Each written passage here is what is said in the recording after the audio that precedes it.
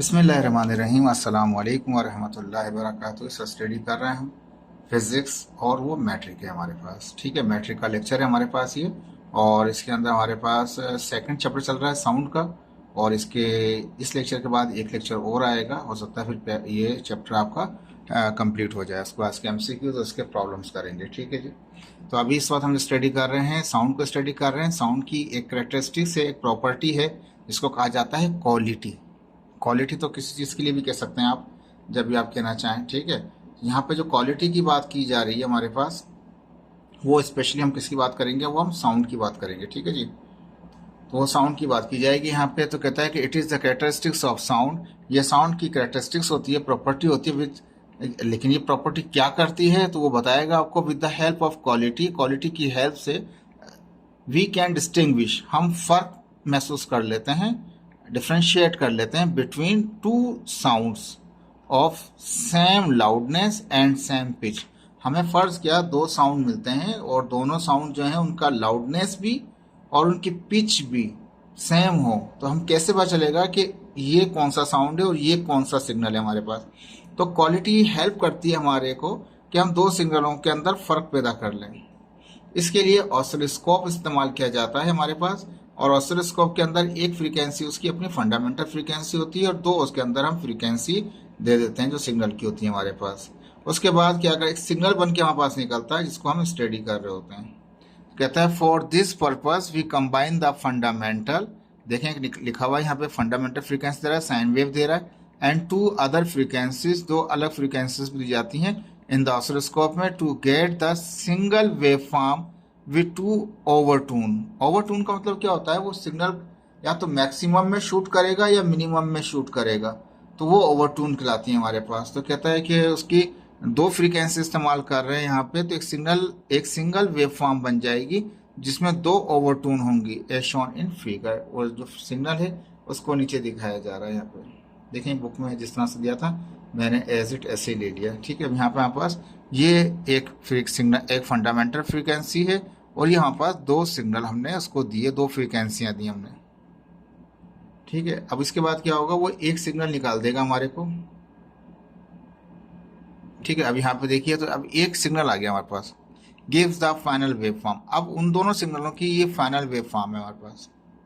इस तरह से दो सिग्नलों के अंदर हम फिर डिस्टिंग्विश कर लेते हैं कि ये सिग्नल इस तरह से आया है।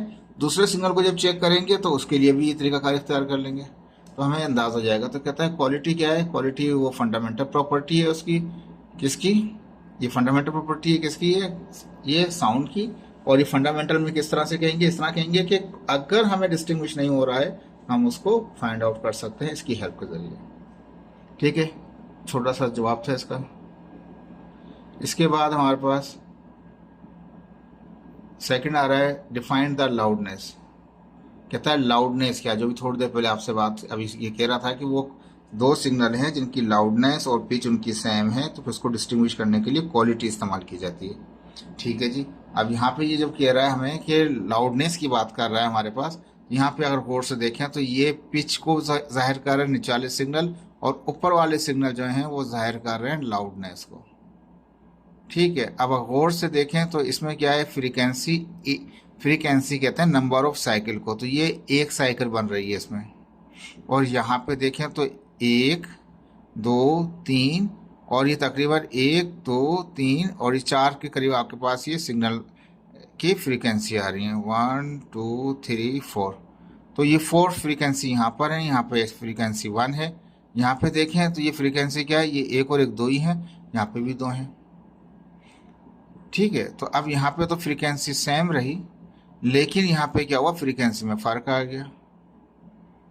ठीक है, अगर पिच इंक्रीज होगी तो फ्रीक्वेंसी कम हो जाएंगी, अगर पिच डिक्रीज होगी तो फ्रीक्वेंसी बढ़ जाएंगी। एक चीज़ तो ये समझ में आती है इसकी पिक्चर देख के।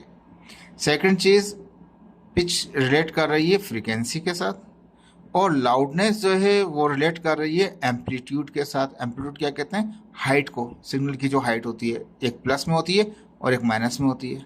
अगर देखें ऊपर वाला ये वेव का ऊपर वाला जो सिरा है वो थोड़ा ज़्यादा उठा हुआ है, और देखें ये कम हो गया, नीचे वाले से ये और कम, ये के मुकाबले में वो भी कम है। तो अगर इसको और इसको देखें दोनों की फ्रीक्वेंसी सेम है, लेकिन उनके एम्पलीट्यूड अगर डिक्रीज हो जाएगा तो लाउडनेस कम हो जाएगी, अगर एम्पलीट्यूड बढ़ जाएगा तो लाउडनेस बढ़ जाएगी। तो लाउडनेस डिपेंड कर रही है एम्पलीट्यूड के ऊपर, और पिच डिपेंड कर रही है किसके ऊपर, फ्रीक्वेंसी के ऊपर। तो कहता है ये लाउडनेस क्या है, it is the ability to distinguish between the loud and the quiet sound. Loudness क्या करता है, वो एक एबिलिटी है सिग्नल की, यानी कि एक सिग्नल को डिस्टिंग्विश करने की एक सलाहियत है, जिसमें हम क्या करते हैं, अगर कोई शोर आया या कुछ साउंड आया तो बताएगा कि कुछ साउंड है, अगर साउंड नहीं आएगा तो क्वाइट हो जाएगा बिल्कुल। ठीक है, तो ये लाउडनेस बढ़ती कब है, जब एम्पलीट्यूड बढ़ता जाता है, एम्पलीट्यूड कम होता चला जाएगा, जब साउंड नहीं होगा तो एम्पलीट्यूड जीरो हो जाएगा, ये समझ लीजिए आप।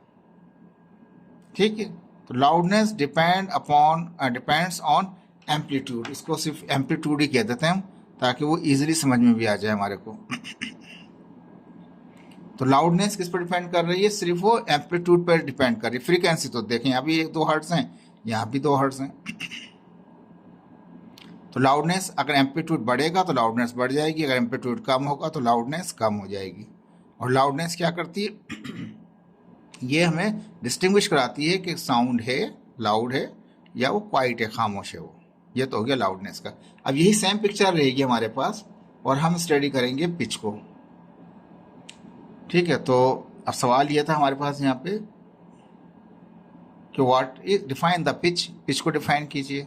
कहता है it is the quality of signal, ये भी क्वालिटी ऑफ सिग्नल होती है, यानी कि साउंड की एक कैरेक्टरिस्टिक क्वालिटी है, उसी को डिफाइन कर रही है पिच हमारे पास। Distinguish between the shrill and flat sound. Shrill कहते हैं बहुत ही चुपता हुआ जो सिग्नल होगा हमारे पास, जो साउंड होगा उसमें, और एक फ्लैट, एक बिल्कुल अजीब सा साउंड आएगा, सीधा सा एकदम से उस तरह का साउंड आएगा, उसमें फ़र्क कराता है कौन, हमारा पिच। अब ये पिक्चर तो रही हमारे ऊपर वाले के लिए जो हमने पहले लाउडनेस पढ़ी थी, अब यहाँ पे हमें पिक्चर काम आएगी किसके लिए, पिच के लिए। अब फ्रीक्वेंसी, पिच रेट कर रही है किसके ऊपर, वो फ्रीक्वेंसी के ऊपर रेट कर रही है। अगर फ्रीक्वेंसी कम है तो पिच वो बढ़ जाएगी उसकी, और अगर फ्रीक्वेंसी ज़्यादा है तो पिच क्या होगी उसकी, वो कम हो जाएगी। अब इसके साउंड को मैं ज़रा यहाँ दिखाऊंगा आपको, ये किस तरीके से 2 साउंड हमारे पास हैं। एक श्रिल साउंड है, देखिए सुनिए ये बर्ड किस तरह से साउंड कर रहा है।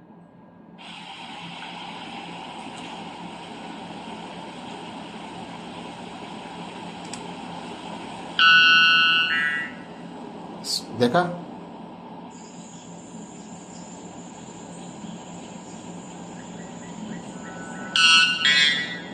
बहुत शार्प है साउंड, बहुत ज़्यादा शार्प है।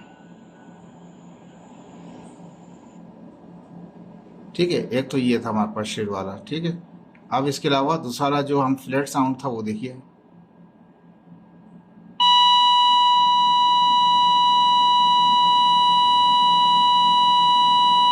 देख रहे हैं, एक ही साउंड फ्लैट है, बिल्कुल सीधा एक साउंड है बस। तो ये फ्लैट साउंड है आपके पास। देखें, होपफुल आपको समझ में आया होगा। श्रिल साउंड पहला वाला श्रिल था, बहुत ही शार्प किस्म का था। फ्लैट कौन सा था, बिल्कुल एक थोड़ा साउंड भारी भी होगा, और एकदम से वो कंटिन्यूसली भी दे रहा होगा, फ्लैट किस्म का, कोई पल्स वगैरह नहीं होगी। तो वो श्रिल, और ये आपको अंदाजा होना चाहिए फ्लैट साउंड किस तरह के आपके पास। ठीक है जी, बुक में जितना दिया हुआ था वहीं तक हम भी रिलेटेड रहे। अब इसके बाद था define noise and noise pollution. बताइए नॉइस क्या है और नॉइस पोल्यूशन क्या है हमारे पास। ये बहुत इंपॉर्टेंट है आपके पास, मेडिकल के हवाले से भी और नॉर्मल लाइफ के हवाले से भी। तो आप लोग जानते हैं कि बहुत सारे साउंड इस किस्म के होते हैं जो हमें अच्छे भी लग रहे होते हैं, जैसे कि वो साउंड, जैसे म्यूजिकल साउंड होते हैं हमारे पास, जिसमें हम नात भी सुन रहे होते हैं, कवालियाँ भी सुन रहे होते हैं हम उसके अंदर, और कुछ लोग जो हैं वो उसको म्यूज़िक भी सुन रहे होते हैं, गाने वगैरह सुन रहे होते हैं उसके अंदर। गानों को तो नहीं बोलेंगे हम यहाँ पे, लेकिन हम सिंपल एक बात बताएंगे कि कुछ लोगों को वो उनकी तबीयत के मुताबिक वो चीज़ अच्छी लग रही होती है, तो वो साउंड जो होता है वो उनको एक्सेप्टेबल होता है। लेकिन कुछ साउंड ऐसे होते हैं जो इंसान को एक्सेप्ट नहीं हो रहे होते। जैसे अगर क्लास में बैठे हुए बच्चे शोर कर रहे हों तो वो अच्छा नहीं लगेगा किसी को कि ये क्या हो रहा है। कहीं बाजार में जा रहे हों और शोर मच रहा हो या कोई लड़ाई झगड़ा हो रहा हो तो इंसान एकदम से घबरा जाता है, कहता है ये क्या हो रहा है, तो वो भी इसको अच्छा नहीं लगता। कहीं पे भी दरवाज़ा वगैरह एकदम से बंदा तेज़ी से बंद कर देता है तो वो भी अच्छा नहीं लग रहा होता उसको। तो कुछ साउंड यानी कि साउंड की कुछ इस तरह की क्वालिटीज़ हैं, कुछ एक्सेप्टेबल है और कुछ ऐसे हैं जो हमारे हमें एक्सेप्टेबल नहीं है। और जो एक्सेप्टेबल हमें पता है वो नहीं है तो उसमें क्या होता है कि वो हमें अच्छे लगते ही नहीं है, वो हमें बुरे लग रहे होते हैं। और जब बुरे लग रहे होते हैं तो हमारी सेहत के ऊपर भी उनके असरात भी होते हैं। उसी तरह से हमारा बिहेवियर भी उसी पर डिपेंड कर रहा होता है। तो गुड साउंड जो है वो तो अच्छे लगने वाले साउंड हैं आपको, जो अच्छे लग रहे होते हैं लोगों को। लेकिन कुछ ऐसे हैं जो अच्छे नहीं लग रहे होते हैं, जैसे कि वो कहलाएंगे नॉइस, कहलाएंगे हमारे पास ऐसे साउंड जो अनप्लीजेंट हों, जो अच्छे नहीं लगते हों हमारे को, उनको हम नॉइस कहेंगे, शोर कहेंगे। पंखा चलता है वो भी आवाज़ कर रहा होता है, एसी चलता है तो वो भी आवाज़ कर रहा होता है। विंडो की बात कर रहा हूँ मैं, स्प्लिट की नहीं कर रहा बात। तो कहता है नॉइस को फिर डिफाइन करेंगे, इसके क्या इफेक्ट हैं वो भी समझने की कोशिश करेंगे। लेकिन याद रख लीजिए नॉइस भी एक साउंड है, ठीक है, लो जो हमें अच्छा नहीं लग रहा होता, हमारी तबीयत के मुताबिक नहीं होता, ठीक है। तो it is a sound which have unpleasant effect on our ears and it is called noise. कहता है कि कोई अच्छा हैप्पीली किस्म का इफेक्ट नहीं पड़ता हमारी लाइफ के ऊपर, ऐसा साउंड जो हमारे कान में हम उसका इफेक्ट अच्छा ना लगे हमें, उसे हम क्या बोलेंगे, उसे हम नॉइस बोलेंगे। तो ये एक साउंड है जो अच्छा नहीं लगता हमें, उसका इफेक्ट हमारे कानों के अंदर, उसके हम नॉइस कह देते हैं। फॉर एग्जाम्पल किस तरह से इसको डिफाइन करें तो साउंड ऑफ मोटर व्हीकल। अगर आप मोटर गाड़ी चला रहे हैं, बाइक वगैरह चला रहे हैं, कार चला रहे हैं, ट्रक में बैठे हुए हैं, कहीं पर भी हैं, तो साउंड आता है उस मशीनरी का, वो अच्छा नहीं लग रहा होता, ठीक है। स्लैमिंग द डोर, कोई बंदा तेजी के साथ दरवाजे को मार देता है हाथ, ठीक है। तो हम यहाँ बात कर रहे थे कि कोई जैसे कि मोटर व्हीकल है, ये भी अनप्लीजेंट किस्म का इफेक्ट होता है हमारे कानों के ऊपर, अच्छा नहीं लगता। मोटर की आवाज़, पानी की मोटर होती है या गाड़ी की मोटर हो, कोई भी हो, शोर करेगी, वो साउंड अच्छा नहीं लगता। स्लैमिंग द डोर, कोई दरवाज़ा तेज़ी से बंद कर दे। साउंड ऑफ द मशीनरी, मशीनों का साउंड जो होता है हमारे पास, चाहे हम कैलेंडर इस्तेमाल क्यों ना कर रहे हों, कुछ भी इस्तेमाल कर रहे हों, या जूसर मशीन इस्तेमाल कर रहे हों, लेकिन वो साउंड अच्छा नहीं लग रहा होता हमें, क्योंकि वो हम उसकी जो पावर होता है ना वो कुछ लेवल से हाई हो रहा होता है, जिसकी वजह से हमें क्या है वो बुरा लग रहा होता है, एक्सेट्रा। बहुत सारी मिसालें आ जाएंगी जो हमें अनप्लीजेंट किस्म के इफ़ेक्ट डालती हैं हमारे कानों पे। अब वो शोर होता है, वो कुछ कर नहीं रहे होते, वो शोर होता है जो हमारे कान सुनते हैं, और सुनने के बाद हमें वो अच्छे नहीं लगते, क्योंकि हम उसको रिजेक्ट कर रहा होता है, हमारा जो दिमाग है, ब्रेन है, उसको रिजेक्ट करने में लगा हुआ होता है कि ये जल्द से जल्द ख़त्म हो, कैंसिल करने के, उसके इफेक्ट को कैंसिल करने की कोशिश करता है। लेकिन उसकी इंटेंसिटी जितनी ज़्यादा होती चली जाएगी, इतना ही वो हमें हमारी सेहत के ऊपर असर पड़ेगा। तो ठीक है, तो साउंड क्या है, नॉइस क्या है, वो एक साउंड है, लेकिन वो ऐसा साउंड है जो हमें अनप्लीजेंट है, जो हमें पसंद नहीं है, सुनना पसंद नहीं है हमें वो। उसकी एग्जांपल्स हैं, sound is the sorry noise is the irregular और सडन वाइब्रेट। ये साउंड क्या होता है, नॉइस होता क्या है, ये एक तो रेगुलर शेप नहीं होता, जैसे म्यूजिक बजता है ना, एक रिदम होता है, इसमें कोई रिदम नहीं होता है, एक अजीब सा एक साउंड होता है जो क्या कहते हैं, रेगुलर नहीं कह सकते, इसको कहेंगे इरेगुलर होता है, यानी कि जो नॉइस होती है वो उसकी फॉर्म इरेगुलर ही कहलाएगी, वो कभी भी एक्सेप्टेबल नहीं है किसी के लिए। सडन वाइब्रेट, अचानक से हो जाती है कोई चीज़, जैसे इंसान चौंक जाता है उसको, तो नॉइस इरेगुलर भी होता है और सडन वाइब्रेशन होती है ये। अभी तो हो गया नॉइस के बारे में। अब नॉइस पोल्यूशन क्या करता है, क्या असरअंदाज होता है हमारे माशरे के ऊपर, हम लोगों के ऊपर। तो नॉइस इज द पोल्यूशन, कहता है नॉइस को एज ए पोल्यूशन कंसिडर किया जाता है दुनिया के अंदर, विच इफेक्ट द ह्यूमन बींग, इंसानों के ऊपर बहुत असरअंदाज होता है। ज़रूरी नहीं कि इंसानों पर ही होता है, ये स्पाइसीज होते हैं हमारे पास, जो परिंदे चरिंद परिंद हैवान होते हैं, उन पर भी असर पड़ता है इसका, एंड द वर्ल्ड, और पूरी दुनिया पर ये इफेक्ट करता है। नॉइस एक ऐसा पोल्यूशन है जो इंसानों से लेके चरिंद परिंद हर एक के ऊपर इफेक्ट डालता है। Transportation and heavy machinery are the source of the noise pollution. कहता है कि जो ये ट्रैफिक होता है हमारे पास, जो ट्रांसपोर्टेशन की जो गाड़ियाँ होती हैं, मोटर बाइक हो तो वो भी एक अजीब से साउंड दे रही होती है, कार हो तो उसका भी अपना साउंड होता है, और जीप या वैन, रक्षा, वाट एवर, जो भी आप लें, ट्रक, ट्रेन ले लें तो उसका भी अपना साउंड है। तो ट्रांसपोर्टेशन में जितनी चीज़ें आती हैं वो सबकी सब नॉइस पैदा कर रही होती हैं, माशरे के अंदर नुकसान कर रही होती हैं सब लोगों का। इंटेंसिटी ज़्यादा नहीं होगी तो कम होगी, लेकिन इफेक्ट तो करती रहती है हमारी बॉडी पे। And heavy machinery are the source, यानी कि ट्रांसपोर्टेशन की जितनी चीज़ें हैं वो, और जो बड़ी मशीनरी हैं, ये एक सोर्स है नॉइस पॉल्यूशन का, ठीक है। तो noise of the machinery in the industrial area. अब इंडस्ट्री में जो लोग काम करते हैं उनका मिजाज आप जब भी देखें तो चिड़चिड़ा मिजाज होगा उन लोगों का।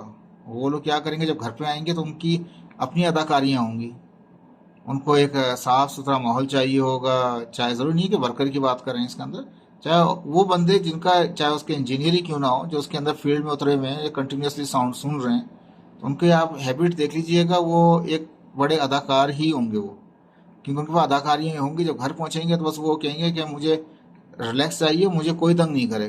क्योंकि वो जिस माहौल में काम कर रहे होते हैं ना, इंडस्ट्री एरिया में जहाँ हैवी मशीनरी और जिस पे जो काम करने वाले लोग होते हैं, उनका मिजाज आपको कभी अच्छा नहीं मिलेगा। क्योंकि उनकी नेचर में वो रस बस जाती हैं आवाज़ें, लेकिन वो उनकी एटीट्यूड को चेंज कर रही होती हैं। तो नॉइस क्या है? Noise of the machinery in the industry area. Industry के अंदर जो मशीनरी है उसकी जो नॉइस है, वो एक एग्जाम्पल है इसकी नॉइस पोल्यूशन की।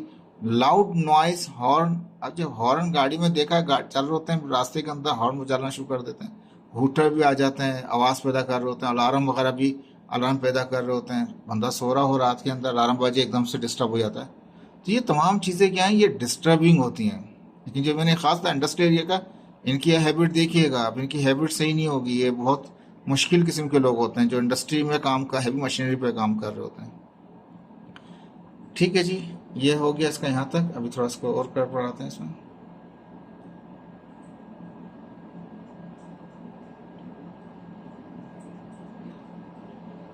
कहता था excessive noise level has harmful effect on the human health. ये तो एक हकीकत है। अगर नॉइस का लेवल बढ़ जाए, एक्सीड कर जाए, हार्मफुल लेवल पे आ जाए वो, तो वो इफेक्ट करता है ह्यूमन हेल्थ के ऊपर। ड्यू टू विच स्ट्रेस, इंसान के अंदर स्ट्रेस रहता है, डिस्टर्ब कंसंट्रेशन होती है, वो फोकस नहीं कर रहा होता किसी चीज़ के ऊपर, वो डिस्टर्ब ही चल रहा होता है। हेयरिंग लॉस, कहते कुछ है वो बेचारा सुनता ही कुछ, गलत ही सुनता है। स्लीपिंग डिसऑर्डर, नींद पूरी नहीं कर सकता है। एग्रीशन, गुस्से में रहेगा हमेशा। हाइपर टेंशन, टेंशन तो चलो चलता है, ये तो वो भी सही नहीं है, लेकिन हाइपर यानी कि थोड़ा सा आपने पिन किया वो तो उछल के बैठ गए साहब। हाई स्ट्रेस इफेक्ट अकर। तो ये नॉइस जो है ना, पोल्यूशन नॉइस, ये बड़ा नुकसान पहुंचाती है इंसान की सेहत को। डिस्टर्ब कर देती है, उसमें स्ट्रेस पैदा कर देती है, हाई लेवल का स्ट्रेस पैदा कर देती है, टेंशन पैदा कर दी है, हाइपर टेंसिव कर देती है बंदे को। एग्रेशन में रहता है मूड के अंदर, वो गुस्सा ही करता रहता है। नींद पूरी नहीं होती है उसकी, कहो कुछ सुनता कुछ है, उसको फोकस ही नहीं होता। तो ये बहुत बड़ी बीमारियां पैदा कर देता है ये नॉइस। इसलिए जो लोग काम करते हैं वहाँ पे, उनको चाहिए कि वो इस लेवल का अपना ख्याल करें कि उनका नॉइस जो है ना इफेक्ट ना करे उनकी बॉडी के ऊपर। ईयरबड आते हैं, ईयरबड लगा लें कान के अंदर, ताकि वो सुने ही नहीं कि मशीनरी क्या चल रही है। लेकिन बाज़ का नुकसान भी हो जाता है इस तरह से। मशीनरी का ऑर्डर और साउंड एबनॉर्मल हो जाता है, बंदे ने ईयरबड लगा रखे हैं, वो तो सुन ही नहीं रहा उसको। तो नतीजा क्या होता है कि उसको पता नहीं होता कि कोई हार्मफुल इफेक्ट आ जाए उसके ऊपर। तो काम करते हुए लेकिन ख्याल करना चाहिए वहाँ पे इन चीज़ों की वजह से, नॉइस पोल्यूशन की वजह से। A safe level of noise depend on two factor. कहता है सेफ लेवल क्या है नॉइस का, वो दो फैक्टर होते हैं। एक नॉइस का लेवल, कि नॉइस है कितनी।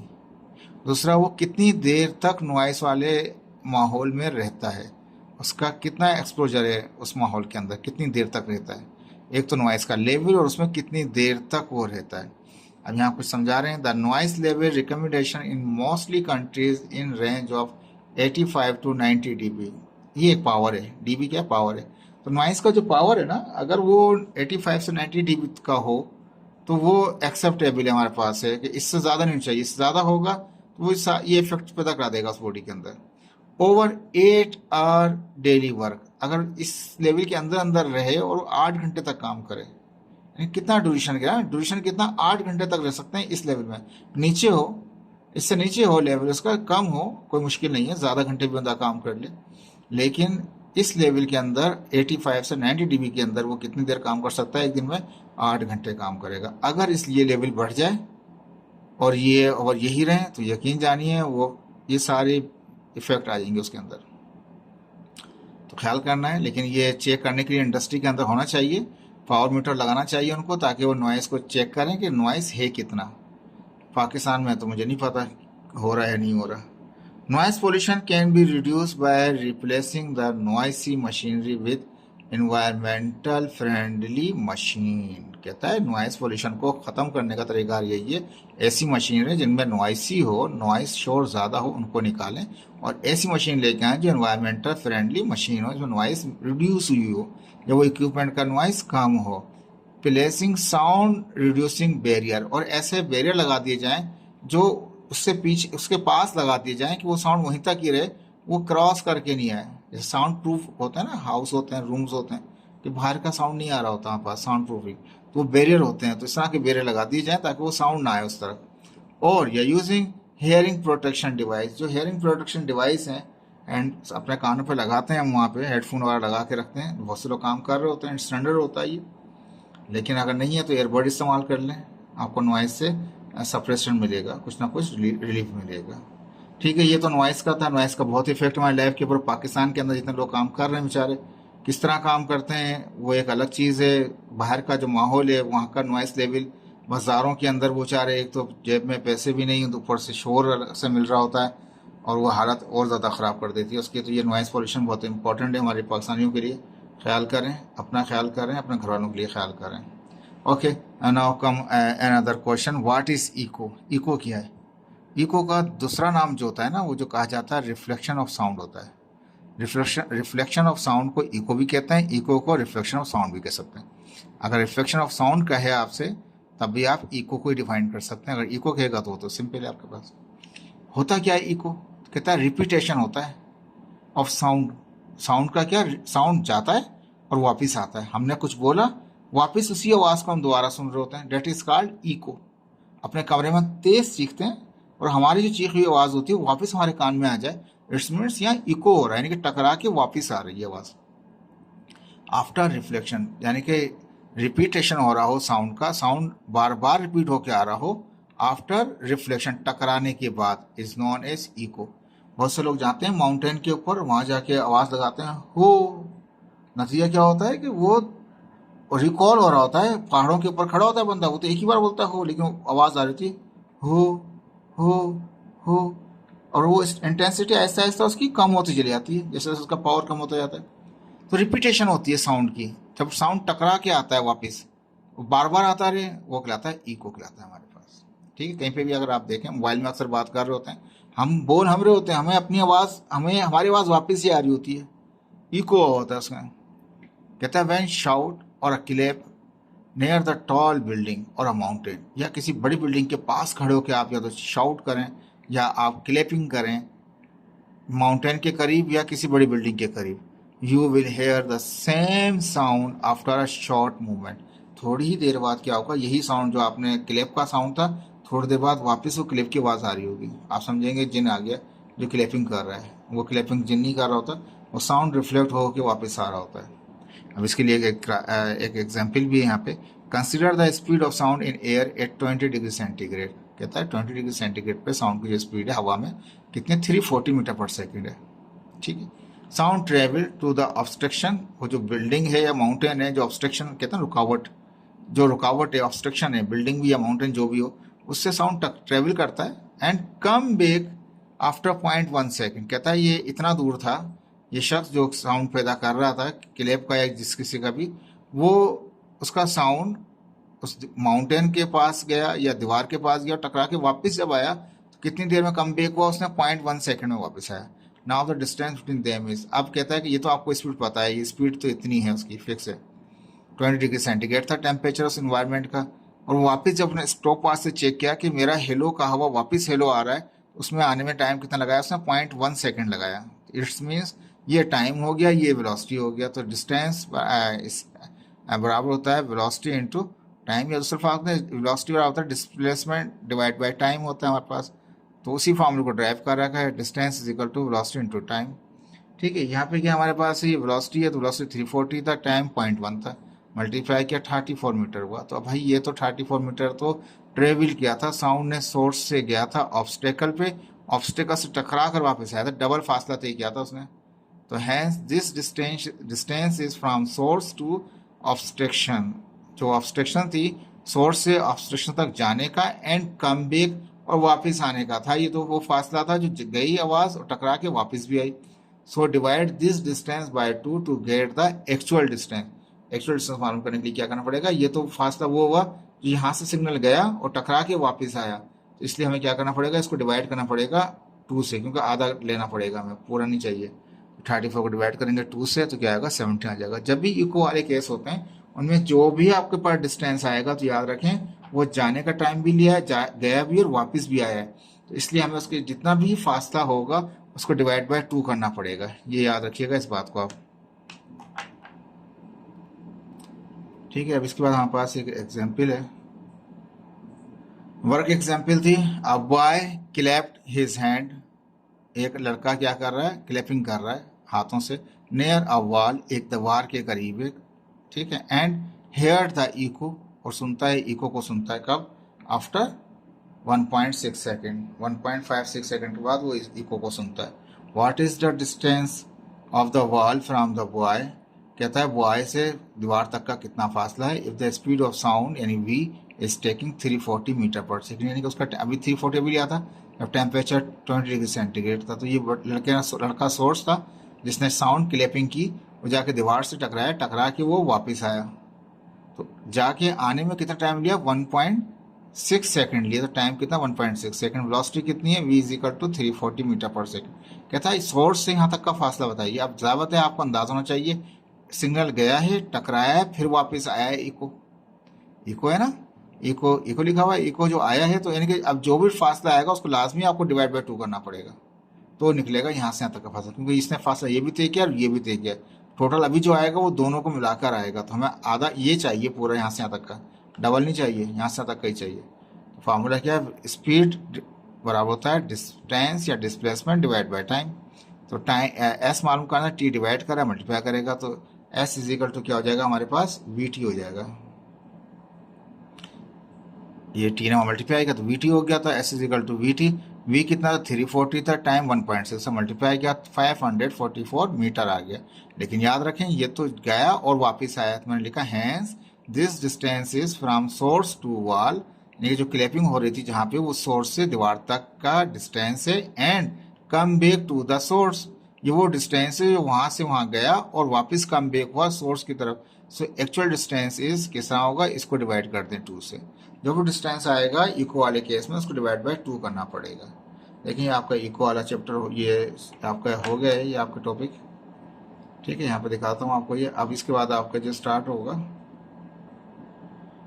अब आपका अल्ट्रासाउंड शुरू होगा, ठीक है। यहाँ पे जो अल्ट्रासाउंड के टॉपिक्स हैं वो शुरू होंगे। यहाँ पे ये तमाम चीज़ों को मैंने कोशिश किया है कि जितना ईजी कर सकता था मैंने आपके लिए ईजी कर दिए। अब नेक्स्ट जो लेक्चर आएगा आपका वो अल्ट्रासाउंड आएगा, और अल्ट्रासाउंड थोड़ा सा बड़ा है ये, जैसे ये फिनिश होगा उसके बाद ये चैप्टर आपका फिनिश हो जाएगा, समरी आ गई, इसके बाद आपके एमसीक्यूज आएंगे, ठीक है। होपफुल कि आपको समझ आया होगा। ओके, अल्लाह हाफिज़।